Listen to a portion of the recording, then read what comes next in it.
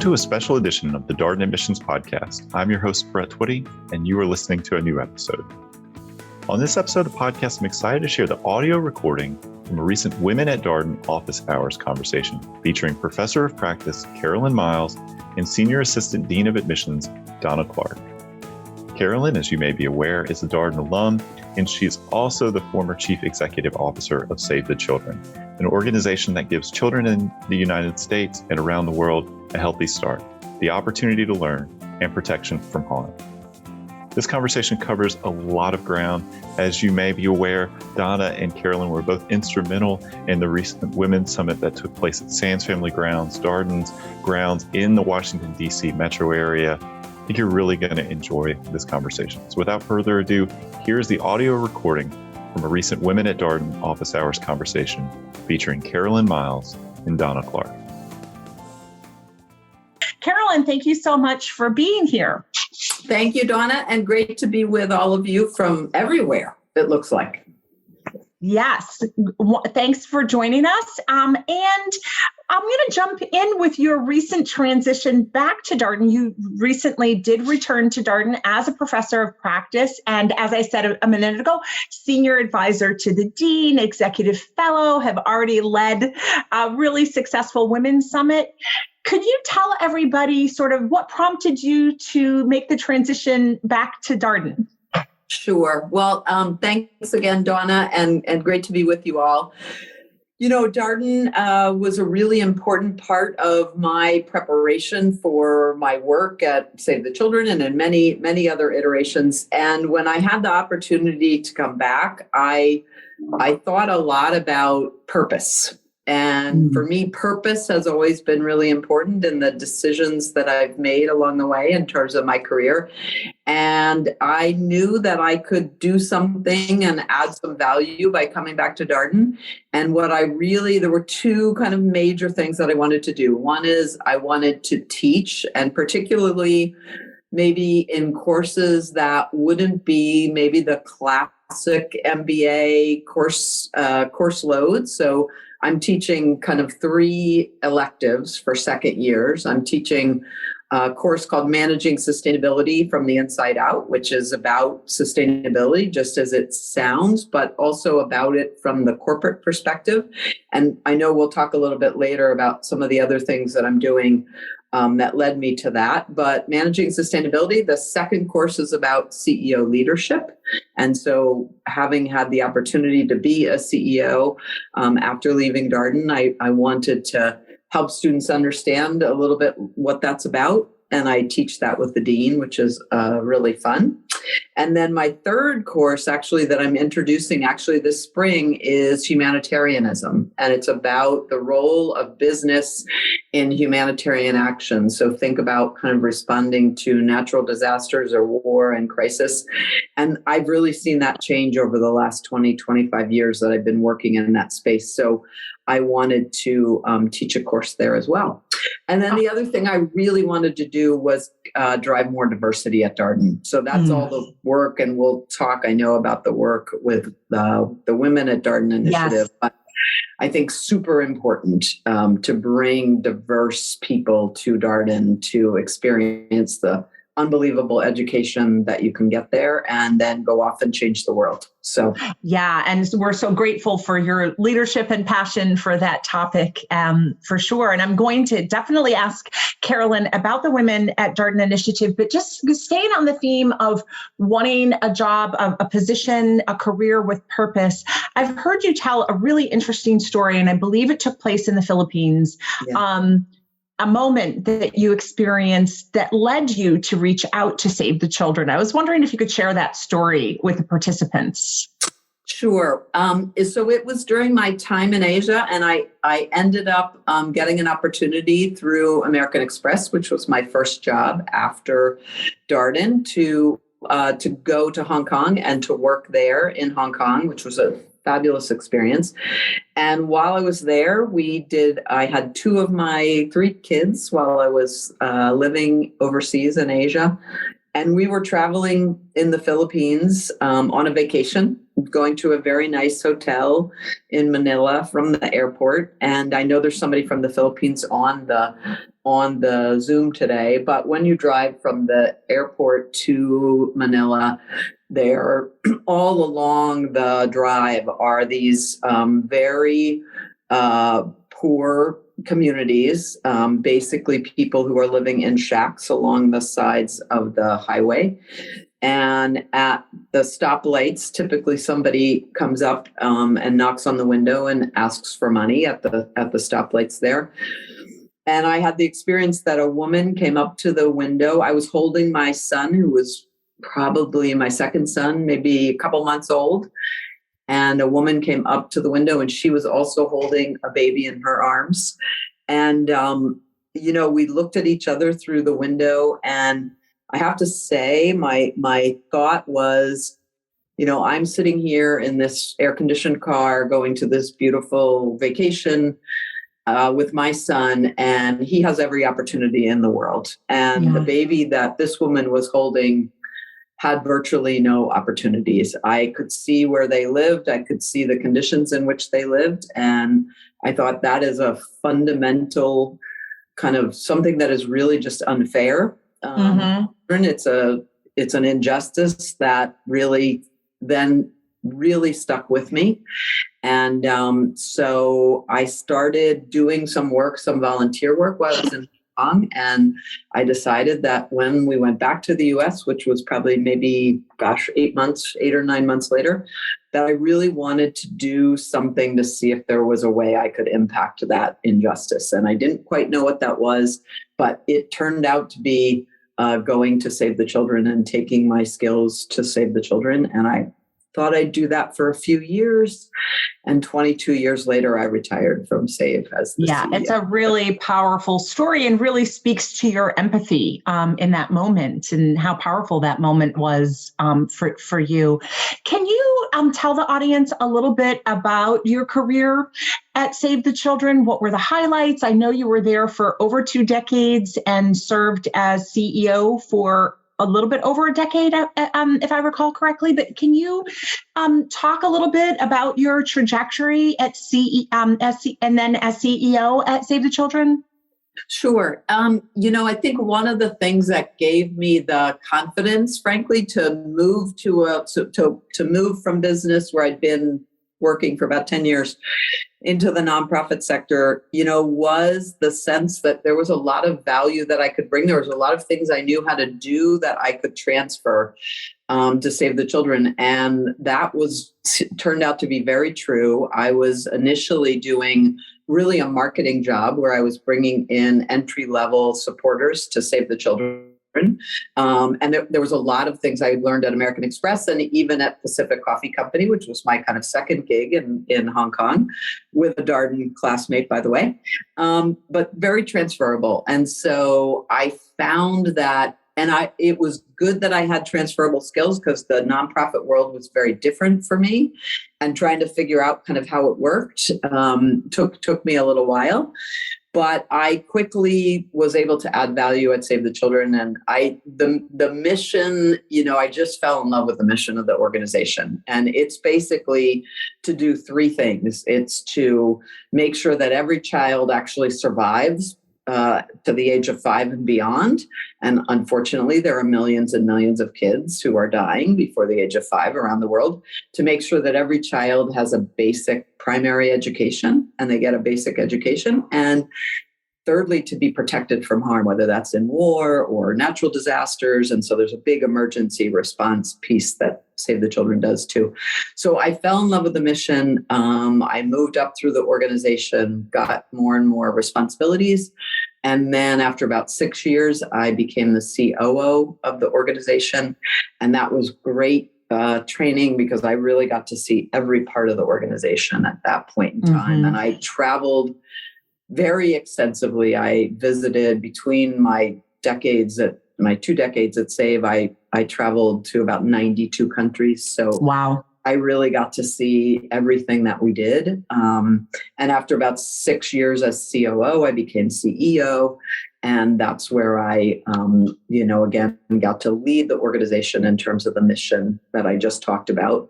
Right. And really found that I was able to really be inspired by the organization and similarly inspire others to really, be there and do all the really great work that we could do. Yeah. And had many stories to tell about the many, many travels that I took and the many things that I did. But really, continually kind of went back to some of the things I learned at Darden, actually.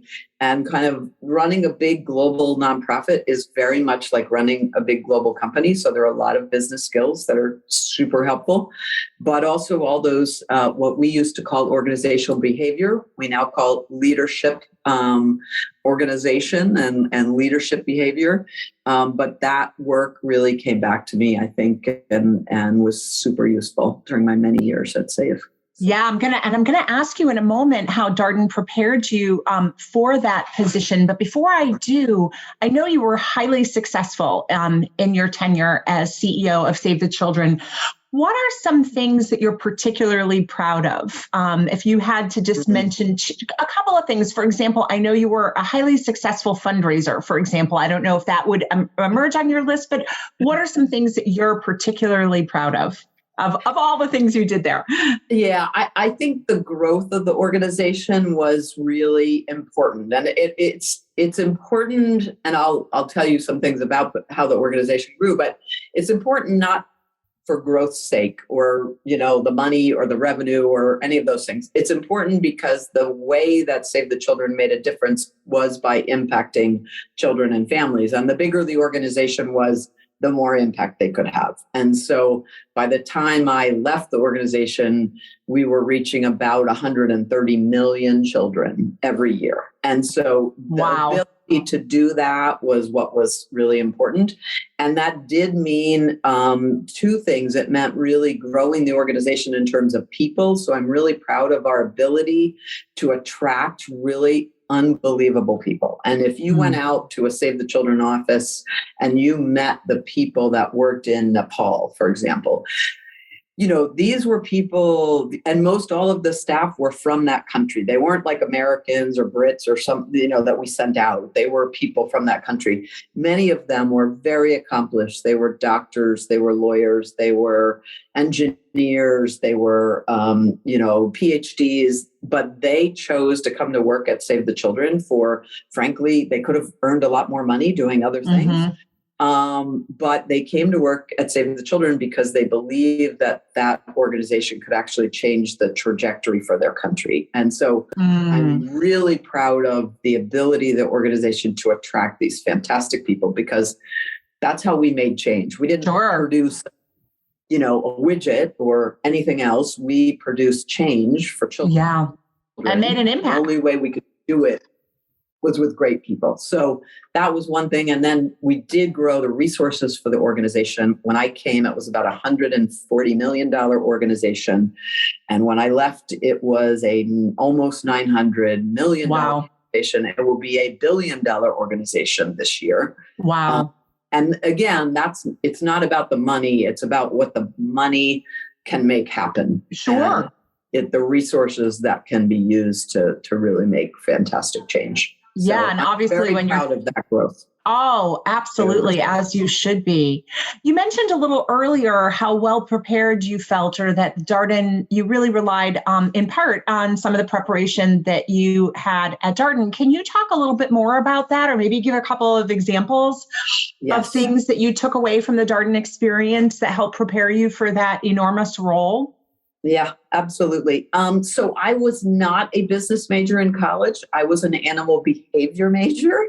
So I did not have a lot of business background. My first job was in sales. So, and that was actually a good fit with animal behavior, but I didn't have a lot of business background. So one of the things that Darden really helped me with was kind of filling out that set of business skills, because when you go to Darden, your first year, everybody takes something called the core, which is, whether you're a finance person or a marketing person or a salesperson or whatever you are and whatever you were before Darden, you all come in and you take the same things. And for me, that was incredibly valuable to get those accounting skills, the finance skills, more of the marketing skills that I didn't have, and really get that background, and also to hear from so many of my classmates. And that's one of the things that makes Darden stand out is the case method is all about getting diverse voices in the room to get involved and talk about the business situation that you're talking about. And so that was a great way for me to learn those fundamental skills. And then we had some unbelievable professors that really talked about what I would call more the soft skills. So the organizational behavior kinds of work that, you were going to come across in terms of leading teams and in terms of inspiring others and in terms of understanding motivations of people that you worked with. Those were really great skill sets that I've used over and over and over again. I came to appreciate many of the fantastic faculty at Darden much later. And actually now I am teaching a course on sustainability that is based on Ed Freeman's stakeholder theory. So When I went to Darden, we all talked about maximizing shareholder wealth. That's what it was all about. And Ed Freeman was there when I was there talking about stakeholder theory. And of course, today, that is what we all really believe when we think about things like sustainability. And I teach his theory in my class. So wow. Talk about a full circle experience. That's amazing. It's Thanks. Kind of crazy. So thanks. Really those fundamental skills, so important. Yeah. Amazing. Shifting gears just a little bit, you play a pivotal role in the Women at Darden 2.0 initiative, including the inaugural Women's Summit that was hosted very successfully last weekend in Roslyn. And we'll get to that in a moment. But could you share with the audience a little bit more about the Women at Darden 2.0 initiative and the impact that you're hoping that work will make? I know you mentioned very early in the webinar your passion to improve diversity at Darden. Sure. So, I think through my experience at Save the Children and years of working, one of the things that I have become very convinced of is that having women in positions where they can make decisions and make a difference is really important. I certainly saw that in spades at Save the Children. We worked with mostly women on our programs, because if you want to have an impact on children, you work with women and mothers. And if you want to change a country's trajectory, you work with women. So I really came back to Darden with that belief. And as I look, at the top of business in the US, we still do not have enough women leaders. I think the CEO percentage in the Fortune 500 is something like 8%, and women are 50% of the population. So we have a long way to go. So I come at it from a real kind of, we need to drive this change. And I also believe, having now being back and teaching at Darden, that having those diverse voices in the room, not just women, but lots of diversity in the classroom, makes for a much richer discussion, a much better learning outcome, a much, better kind of in-classroom experience. So Women at Darden is about 15 different things that we are trying to do. And it starts with just attracting more women to business education in the first place. So if we could get more women interested in business education, right, we'd have a better chance to get parity at places like Darden. So that starts with kind of being out there talking about business education. Then, of course, we'd like them to come to Darden because we think, and I believe, we have the best experience once you get to Darden. So there's a lot of efforts at Darden in the classroom experience. We need more cases about women in business. We need faculty to kind of understand how you draw all those diverse voices out in the classroom. We need to prepare women for all the different careers and directions that they want to go in. I think I'm safe to say that the women at Darden go into a much more diverse set of careers than our men graduates do. So a lot go into nonprofit, a lot go into the government sector, a lot go into business, obviously, but preparing women for that variety of roles that they seek, and preparing them to be, leaders at the C-suite level in whatever organization they go forward into, I think is really important. So it's about 15 different things, all sorts of different bits and pieces that we work on for Darden. Great. And then one of those 15 things was introducing a women's summit to the Darden experience. And thank you for your leadership in making last week's Women's Leadership Summit so successful. It was an amazing event. Everyone that was housed in Roslyn, Virginia, bringing together thought leaders, our alumni, students, prospective students. Can you share with the audience some of the highlights of the Women's Summit? Sure. So I think our biggest highlight, we kicked it off. The first of anything is always a challenge.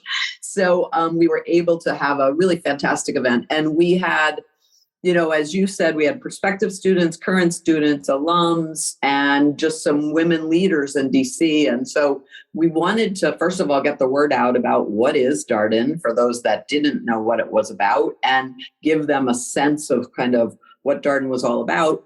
But mostly what we wanted our participants to be able to do is to come to a day that was really about allowing them all to think. We called it the Great Reinvention. So allowing them to think about, what does that mean for me right now? The last couple of years has been super difficult for all of us, I think, but particularly for women in the workforce. I think that's been especially hard for women in the workforce. And we all know how much people juggle, and we all know how that load, doesn't fall proportionally all the time on everybody.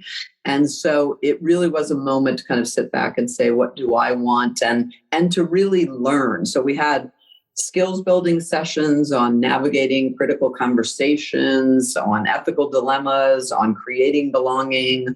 We had sessions that were industry specific. So women in venture capital and private equity, women in tech, women in media. We just had a great group of people that came to speak. And these are women they were almost all women. We had a few good men, but mostly women that came to talk about their experiences. And it was moderated by the faculty at Darden, who are fantastic and were able to really bring out some of these rich lessons. I don't know that we could have come up with a better keynote speaker. Connie Hallquist was our keynote. She's currently the president of Garnet Hill, which is a big online retailer that does home goods and clothing, predominantly women. Their customer base is predominantly women, but her career was a series of reinventions. And she took us through what that was like and how she made those critical decisions and why. And, I think one of the messages I took away, and which I actually really believe, is that none of us can actually totally think about where at each step of our career. We can't totally design our career. We have to be having those things that guide us, and then we have to make decisions kind of each step of the way. And I think she was a great example of that. She's had a fantastic career, but she said, and I believe her because I would say the same thing, if I had sat down 20 years ago or 25 years ago to tell you these are all the things that I would do in life, there's no way I would have ever imagined what I actually did do. And so I think that was also a good lesson, especially I know that, many of the women and men, there's probably a few men on the call too. Many of you are at a stage where you're thinking about what next. And so I guess one piece of advice I would give you is don't try to plan it all out for the next 20 years because it'll never turn out that way. But do have some kind of North Stars. And I think she really demonstrated that in a big way. Yeah, that's such good advice. And I think the speaker on Saturday, and Angelica Alam, had a similar message that she also has had a successful career. And in every case, she was poached by a client or somebody that she interacted with. The last time she applied for a job was when she graduated from Darden. So it's just very illustrative of the opportunities that are going to present themselves to women MBAs. There's such a high demand. So great advice. Shifting gears a little bit, I know you teach a Managing Sustainability from the Inside Out course, a CEO leadership course with the dean that you mentioned earlier, as well as last year you led a Darden worldwide class to Costa Rica. This year you're leading one to Vietnam. Darden has a long-standing reputation for offering the best educational experience. The school has been ranked number one by The Economist for 10 consecutive years for offering the best educational experience and for having the best teaching faculty. As prospective students are considering Darden, can you share some examples based on either your own experience as an alumna and now as a faculty member about how this manifests itself in the classroom? Sure. I think there's a couple of different elements of why the year after year Darden does end up at the top on that ranking. And the first reason I would tell you is that the faculty here really look at this as more than just, I'm going to go in the classroom and teach. They do an amazing job about that and I'll talk about that in a minute. But they look at their job as, I am here to make sure that students are as successful as they can possibly be. Part of that's what we do in the classroom, but a big part of that is what happens outside the classroom. And if you look at the engagement of faculty at Darden in all sorts of ways, whether that's working with students on an independent study, whether it's they're a faculty advisor for a student club, and we have so many clubs here at Darden, whether it's going to events where students, staff, and faculty are all invited to participate. Faculty having a group of students over to their house for a barbecue, right? These are the things that faculty do here at Darden. And that, I think, is a big, big part of what makes it such a special place. And we may get into this definition and idea of community, but that is really special. Faculty don't just say, I go to a class, I teach for an hour and a half, and then I leave, right? Or I do that twice a day, and then I'm out of here. They're here. They talk to students all the time. They engage with students all the time. They advise students. They're interested in their lives. So that's the first thing I would say. The second thing I would say is the way that Darden teaches is really different. It is really different. I experienced it as a student, and now I'm experiencing it as faculty. I tell you, it's a lot harder than it looks when you become a faculty member.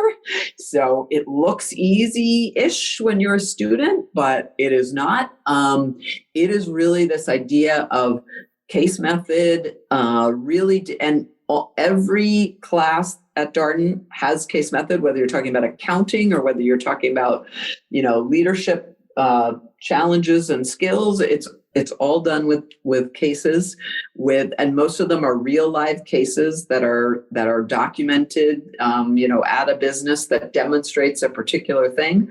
And it is about the discussion that happens in the classroom. And I can tell you as a professor, you kind of start out by saying, gee, I hope we get to these 5 points.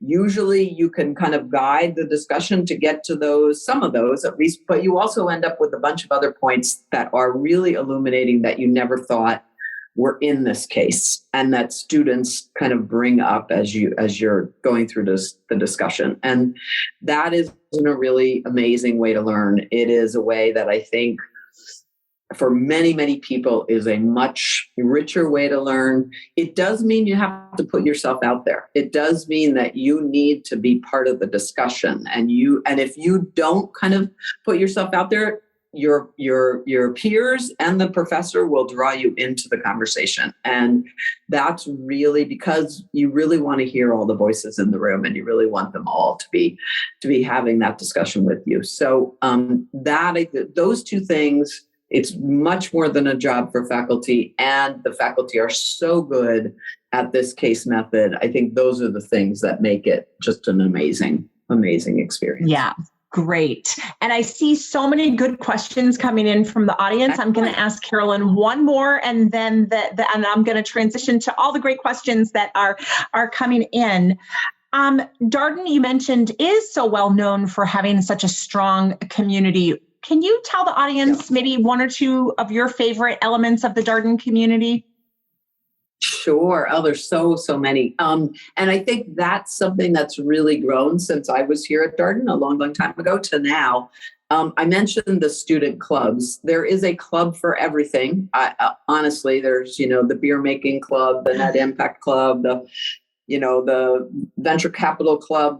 They're just so varied. The, dancing club. They're aviation. Yeah, right. Sure. So many. But I think one of the great traditions, so on Thursday afternoons, we have something called the cold call, which the clubs will sponsor. So it's basically a happy hour at the end of the day, Thursday. So there are no classes Friday. So it's kind of kicking off the non-class portion of the week. And so it's this time of year. It is so beautiful here at Darden. So we usually do it outside. And the clubs organize it. They set up beverages and food that, might have something to do with that club, dancing, whatever. So it's just an opportunity for, staff, faculty, students to just gather and kind of just have a nice time at the end of the academic week. So that's one. Another one would be there's a club that is really all about community service here at Darden. So I particularly love that one. So they go out and they work with various nonprofits in the Charlottesville community. So this is to try to get out to the bigger community of not just UVA, but what does Charlottesville look like, and what are some of the challenges that people here in Charlottesville, just like everywhere else in the world, there are people really struggling with very basic needs here in Charlottesville. So Darden has a club that goes out and lends really their business expertise to these nonprofits, for the most part, nonprofits. And I love that club, and I love kind of what they do. And they have an auction every year. That particular club has an auction every year, and they raise money, and then they use that to really do work for various nonprofits. So those are just two of there's a gazillion. Yeah, I know there's so many to choose from, but thanks for sharing those. Great. Well, I'm going to transition to some questions from the audience. And there's a great one from Harsha, who says, "Hi, Carolyn. So nice to meet you and hear about your amazing accomplishments." Her question is, how did the Darden Network help you while you were at Save the Children? So great question. I'm going to give you, the Darden Network didn't just help me at Save the Children. The Darden Network helped me, I would say, in every step of my journey. So starting with, helping me land a job at American Express, which led me to Asia. The second thing I did in Asia was I worked with a Darden classmate who had started up a coffee business. And he said, "Why don't you come and do this with me, and we'll see kind of how it goes." So I was in a startup, and I did that for about 2.5 years. And we went from one store when we started to about 27 coffee shops in Hong Kong. So that was an amazing experience. When I came back to the US and I went to Save the Children, it was through a Darden connection that I met somebody at Save the Children. And then during the time that I was at Save the Children, during that 22 years, I had many interactions with Darden. I had students who came and worked with Save the Children on projects. I had people who came and worked for Save the Children full time. I was sitting on the board at Darden for many of the years that I was working at Save the Children, had a lot of valuable connections from that board experience with alums, with lots and lots of people. So Darden has been this kind of constant presence, I would say, through my life. Yeah, that's the network is amazing. So, and whenever I went out to a Darden alum, usually I didn't know them, but I would ask them for help and, did they know this person or did they know that person? Or, would they be interested in coming and working on this with Save the Children? I always got a response. Like Darden alums are great in terms of, and the Women in Leadership Summit. I mean, we had something like 25 alums that came and spoke at that summit, and they didn't know me. This was the first time we'd done this. They were like, absolutely, I totally want to do this. So, yeah, that's a great example. And one of the themes that I loved in the sessions that I attended was just the consistency of the theme of the importance of women supporting other women. Yes. I thought that was a resounding theme and reminder to put energy and effort into that. There's a great question from one of our male participants, Alejandro, who says, "Hi, Carolyn. Thank you for hosting this session. I'm kind of new to this type of session, but I'm interested in being an ally and to help promote more equality in the workplace. What suggestions do you have for men so we can have a bigger impact in favor of women in business?" So first of all, thank you so much for asking that question, Alejandro. And we actually do have at Darden, we have an allies group, and they are supporting not just women, but diversity in a larger way as well at Darden. But that ally group, I think, has been particularly helpful in really helping us with the classroom dynamics. So, making sure that every voice in the classroom is heard. And so there is an allies group at Darden. We did actually have some of the allies at the Women in Leadership Summit, for example. We had one who was helping us moderate one of the sessions.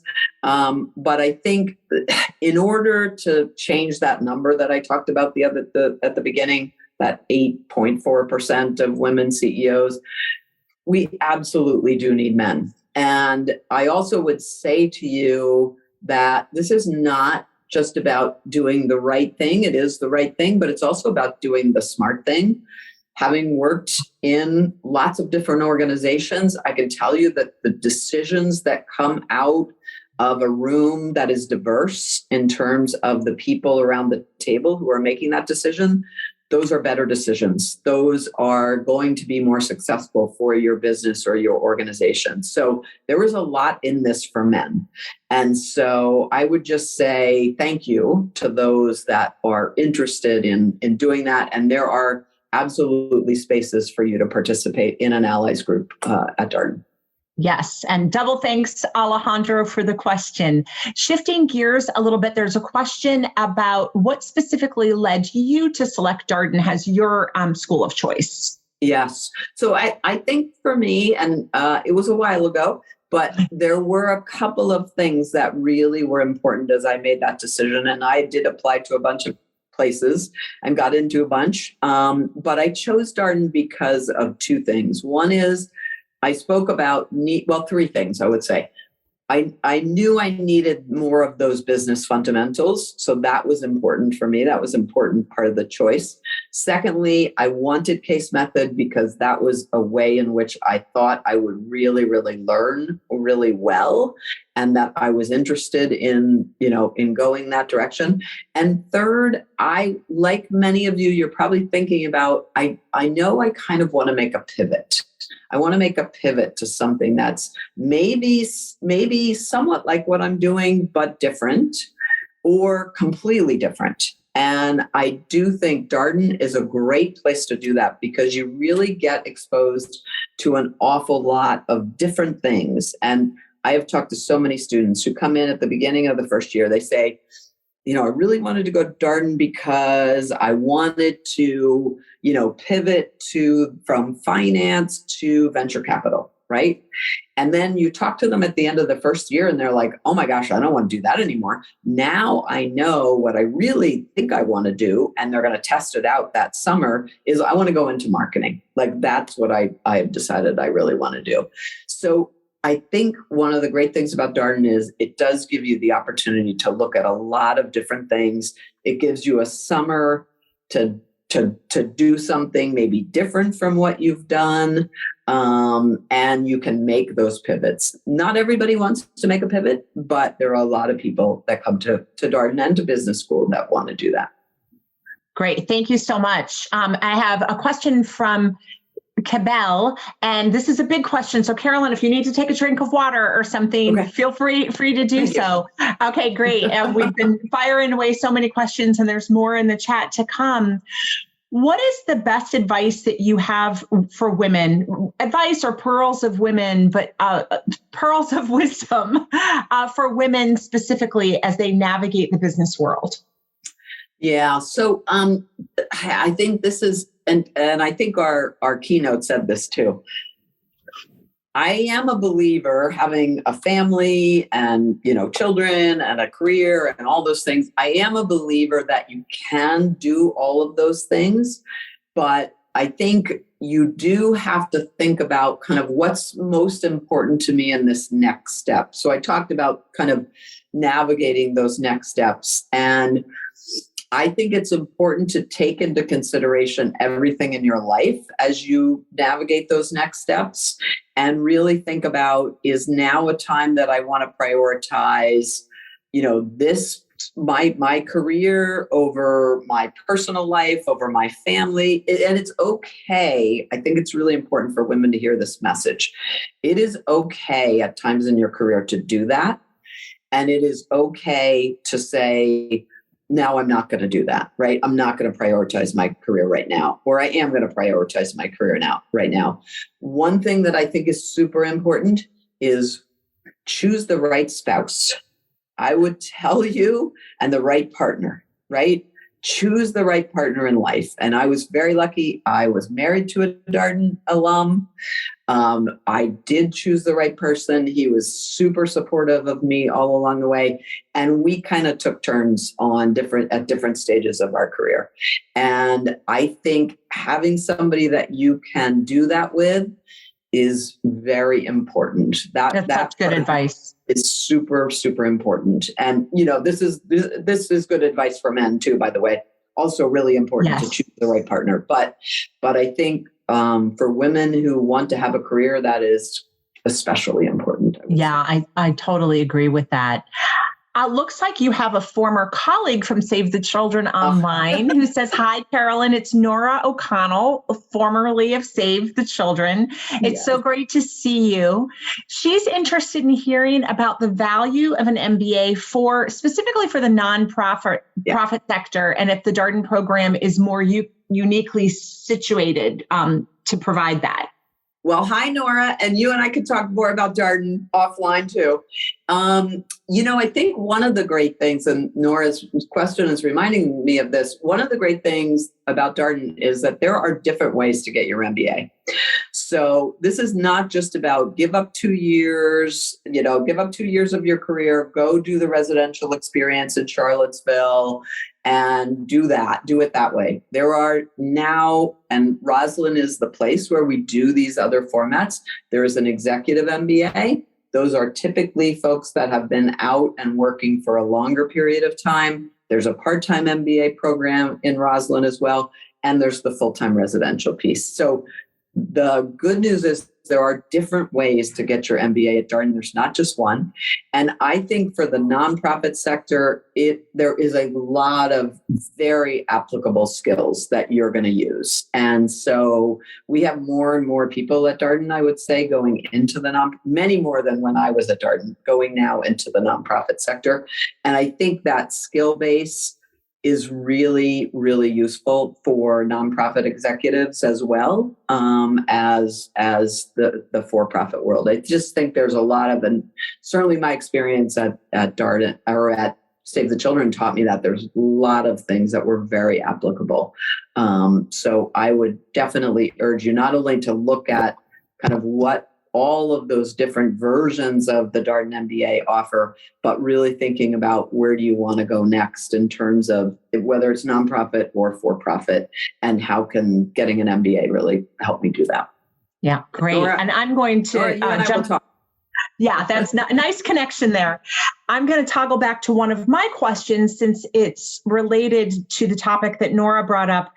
You're introducing, as you mentioned earlier, a new class on humanitarianism theory and practice this spring. Can you tell the audience more about that class and what an exciting innovation in the curriculum? I think students are going to be so excited about that option. Sure. Well, I think one of the things that I saw during my time at Save the Children was how humanitarian action, or the response to whether it's a natural disaster or a war and crisis, how much that has changed in terms of the ecosystem of kind of how that was done. And when I first started at Save the Children, if we had business partners, they were mostly just, they were going to give Save the Children some money, right? So there was a big emergency. They would give Save the Children money, and they would be like, go off and do whatever you're going to do. That really changed over the 20 years that I was there to really much more about what are the skills that business has that we really need when it comes to helping people that are impacted in a huge hurricane, right? We need logistical skills. We need skills that are really about, communications and making sure that we need technology. We need to implement technology solutions so people who are, trying to find a place where they can stay, a safe place to stay, or it's a refugee that's crossing borders. You want an app that's in their hand that they can actually look at to know, like, where's a safe place to go? How do I get there? What's the route? So there is just a big change, a big change in the engagement. So it's really bringing that humanitarian action piece to kind of current day. And what does it look like now with corporate, with social entrepreneurs, with innovation, with technology, and with companies? And what should it look like in the future? That's kind of where we end the class. What's the new model? So we'll see. I think I find out in a couple of weeks how many students I have signed up. So yeah, I have a feeling it's going to be very popular. There's another question that I think is really an interesting one. As you grew up and during your time at Darden or in your life, did you have any particularly pivotal female role models that you looked up to in your childhood or young adulthood? Definitely. So, I think it starts with my mom. So, my mom went back to work so there were four of us. My mom went back to work when my littlest brother, so she was a stay-at-home mom for most of the time that I was a kid, but I had a brother that was like 7 years younger than me. And when he kind of got into school, she decided she was going to go back to work. And, she had been a stay-at-home mom for all of that time. And she was like, I'm going to go back. She went and got a real estate license. She became a real estate agent. She was super successful at doing it. And that was probably my first role model in terms of, and talk about reinvention. It was another kind of example of reinvention. And I thought this was, really super interesting. So that was probably my first one. My second role model was not a woman. It was a guy. And he was, I think a lot of times we don't realize how great our bosses are until later. And we look back and I realize now what a great boss he was. And I talked to him about business school, and he was like, that is a great opportunity for you to because I wanted to do marketing. And he said, you could spend the next 5 years here. And, he said, I would love for you to stay here. I would really love for you to stay here because you're great at what you're doing. But really, if this is what you want to do, this is a better, faster way to do it. And, you should look at business school. And so that was great. I don't know if I ever would have if I hadn't heard it from him. So nice. So that was great. And then the third one I would point out is one that, again, these were all before Save the Children, where I had many, many role models. And I will mention one at Save. But the first job out of Darden, there was a woman who was a couple levels above me, and she really taught me about boundaries and setting boundaries. And she had kids, and she was very good at separating the boundaries between work and home. And this is family time. This is when I'm going to work. And she was really good at that. And I learned a lot about that. And then I would say the final one was my board chair at Save the Children, who was the the former CEO of Xerox, Ann Mulcahy, was an amazing woman who really helped and was a huge mentor to me in terms of how to get through really challenging, difficult situations when I was the CEO there. So wonderful. Thanks for sharing that. It's so important for us to take time to be role models for others and to look for those role models in our lives too. Those are some great examples. There's a great question in here from Courtney who says, thank you so much for taking the time to speak with us today. Since you graduated from the program, how have you seen Darden evolve? And the second part of the question is, what traditions are core to Darden and will always stay the same? Yeah, so I have a great story about that second part of the question. So there is a fantastic tradition at Darden called First Coffee, which is when people gather to have coffee, free coffee.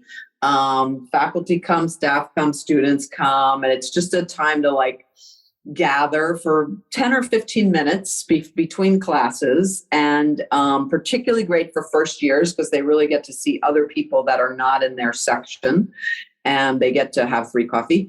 But we are reinventing that tradition because we have been using paper cups at First Coffee. And as the person who is driving the sustainability strategy at Darden, I'm like, we are not going to use paper cups anymore. And so now we all have our reusable cups. I was going to get my cup and show you. So we all have our reusable cups at Darden, and we now take our sustainable cups to First Coffee. So that is a good example of a great tradition, but one to bring up to present day. Right. What a great example. Yeah. So that's a really good example. So what are some of your favorite things about Charlottesville? Oh, Charlottesville is a fantastic town. And that is something that's really changed, I would say, since the time I was here, based on that last question. It has become, I think, so much more of a community. So my favorite thing about Charlottesville, I guess there are two, there's so many, but one that I will talk about is there's a pedestrian mall in downtown Charlottesville, and it is full of live music opportunities, great restaurants, bars, coffee shops. It's just a great, great space. And if you go down to the mall on actually most any evening, especially if the weather's nice, but definitely on the weekends, you will see you'll see students there, you'll see members of the community, you'll see faculty. So it's just a really nice space to gather. And the amount of live music that we have, options that we have, there's 4 on the downtown mall. There's 4 different venues where you can go almost any night and hear live music. So there's a great music scene. So that's just one of many, many, many things I could talk about with Charlottesville. Yeah, that's my favorite area of Charlottesville as well. I'm glad you mentioned that. Last question, and then we'll close down the webinar. What are you most excited about regarding, initiatives, or as you think about Darden in the coming years? What are you most excited about? I think what I'm most excited about is, first of all, I do think we're making real progress on the diversity at Darden, and not just women, but also people of color. I think that's super important. And I do see the wheels really, the flywheel is really in motion there. And that really excites me a lot. I also think you touched on the Darden Worldwide courses. Yeah. And I think the ability, COVID has obviously restricted us a little bit in our ability to do global work and to give students global experiences. The Darden Worldwide courses are great. They're kind of 10 days to a week, immersed in another culture and doing a particular focus on some aspect of business. They are great. I think in the future years, we're going to be able to do even more on the global side. So I am looking forward to that too. As a globalist, yeah. I would love to see that. And you went to Costa Rica last year. Can you tell everybody just a little bit about that class? And I know you're transitioning and going to Vietnam, a place that you have a lot of expertise this spring. Yeah, so I took 31 students to Costa Rica last March, We were studying sustainability, which if anybody knows much about that topic, Costa Rica is always kind of at the top in terms of countries making progress for sustainability. So we met with government, we met with businesses, we looked at kind of the ecotourism industry in Costa Rica. We had some fun for sure. We did zip lining. We did a couple of other things that were, really fun. And Costa Rica is one of only a few countries whose electricity is all powered by alternatives, so renewables. So it was a great opportunity to do that. And we went in March when it was kind of cold and rainy here, and it was beautiful in Costa Rica. And then Vietnam will be this next year, and we're going to look at both of sustainability again and in a lower middle income country and how difficult that is, and then also kind of direct investment and how that's shaping up in a country like Vietnam. So. Great. Oh, wonderful. Well, thank you so much, Carolyn. I always enjoy these webinars with you, and I know our participants do as well. You're always a big hit. Have a good evening, everybody. Thanks, guys. Bye. Bye-bye. And that was the audio recording from a recent Women at Darden office hours conversation featuring Professor of Practice, Carolyn Miles, and Senior Assistant Dean of Admissions, Donna Clark. As always, if you have any comments, suggestions, requests, anything you'd like for us to cover here on the podcast, we're all ears. We can be reached at Darden, that's DARDEN, @virginia.edu. Till next time, stay safe, be well, and thanks for listening.